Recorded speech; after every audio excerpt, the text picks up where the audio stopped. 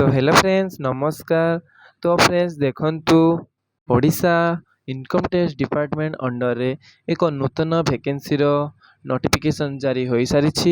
जदि आपण केवल 10टी टीवी पास करथिबे तेबे ए पोस्ट आपण आवेदन करि परिबे। एथिरे तीन प्रकार पोस्ट होची जहा कि मैट्रिक पास पई, +2 पास पई एवं +3 पास पई मध्य रहिबो। एथिरे सैलरी मध्य भल रोची।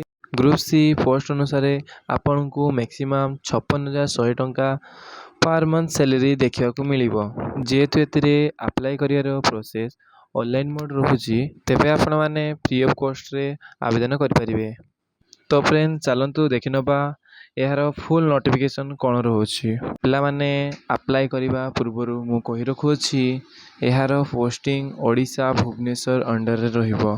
तो जदि आपण माने प्रथम थर पई आम चैनल को विजिट करजंती तेबे चैनल टी को सब्सक्राइब एवं वीडियो टी को लाइक कर दियंतु। तो चलंतु एबे देखिबा। तो फ्रेंड्स देखंतु ए नोटिफिकेशन टी इनकम टैक्स डिपार्टमेंट जहाँ कि ओडिशा भुवनेश्वर तरफ ऑफिशियली रिलीज हो सारी। हाउ कैन अप्लाई एथिरे केउ पिला माने अप्लाई करि परिबे।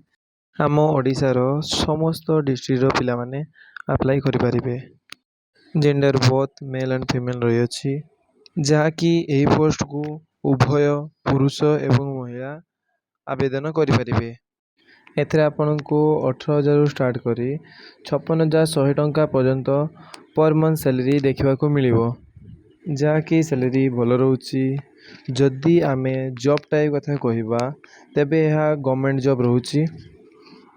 एबे आसीबा पोस्ट नेम जहाँ कि 3टी पोस्ट रोची जेपरिक एथिरे टैक्स असिस्टेंट यह सहित एमटीएस स्टाफ ओ यह सहित स्टेनोग्राफर ग्रेड 3 पोस्ट पाई अप्लाई करि परिबे।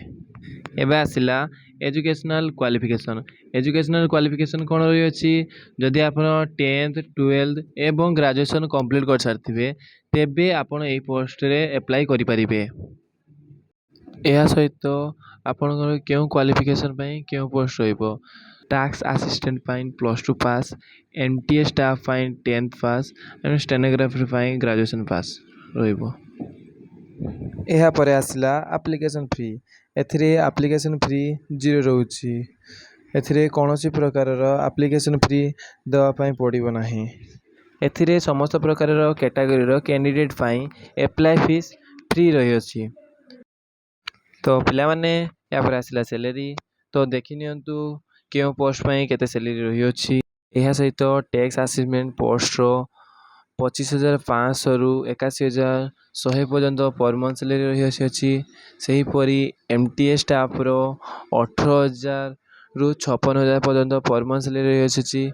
सही परी स्टेनोग्राफर पोस्ट पाई मध्य 25,000 रु 81,000 पर्यंत पर मंथ सैलरी देखिया को मिले। यहाँ पर आसिला एज लिमिट। एथिरे मिनिमम एज लिमिट 18 वर्ष एवं मैक्सिमम एज लिमिट 27 वर्ष। सहित आपनकर जदि 18 रु 27 वर्ष मध्य रे एज रही अछि तेबे एही पोस्ट को आपण अप्लाई करि परिबे।